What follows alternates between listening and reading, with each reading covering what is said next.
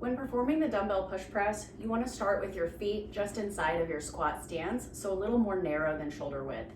We're going to bring these dumbbells up to the shoulders. You can see that my elbows are propped up and slightly out. A common fault here would be to have these dumbbells sag. This is a problem because when we go to dip, we don't want the movement of the dumbbell. So having your elbows propped up and out has your shoulders in a really stable position so that those dumbbells are not dragging down my body. Once we initiate that descent, we want to think about the knees going out. So a common fault is the knees pushing forward. You can see better in a profile view that when my knees push forward, all of my body weight and pressure are going into the kneecap, and that's not going to be healthy or efficient in the process of doing multiple push presses. We want these knees to angle outwards because it activates our glutes and gives us really strong, powerful up position. So notice that when I go for my extension, I am going to pop the dumbbells off of the shoulder using that hip drive. So a very common fault is pressing before the hips pop. We want the hips to pop, the press is the finish out.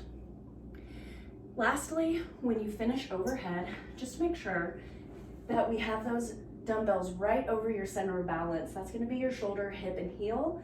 And I push my head through the arms just to kind of help with that counteraction. A really common fault I've seen over the years is when somebody would go to do the press and their back bends and the arms still stay over the line of balance. If the back didn't bend, the arms would then press out in front. But because that's very difficult for the body to do subconsciously, the body will keep the weights over the line of balance, but then adjust to your lack of range of motion in the shoulder by bending.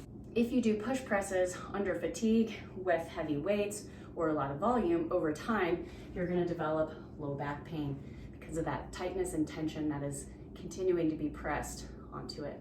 Modification adjustment until that time comes is to do a single arm overhead press. So that way your body can adapt a little bit to that restricting range of motion. And so you would do your reps on one side and then alternate sides. You could also have a double dumbbell on your shoulders where you could just press one at a time. So that would be 1, 1, 2, 2. Let's talk about the 3 different breathing cadences that you would apply to push press. A sprinting cadence would look something like this.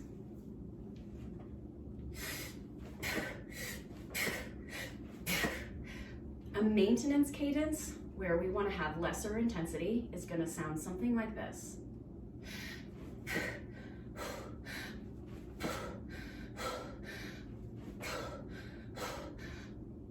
And then our level 1 is setting the dumbbells down, taking a 10-second break, or one of the things I like to do is to maybe step away from the dumbbells and then walk back to the dumbbells. So that way I have a bit of a time or distance set. So that way I don't take too much time just to stand and stare at the dumbbells.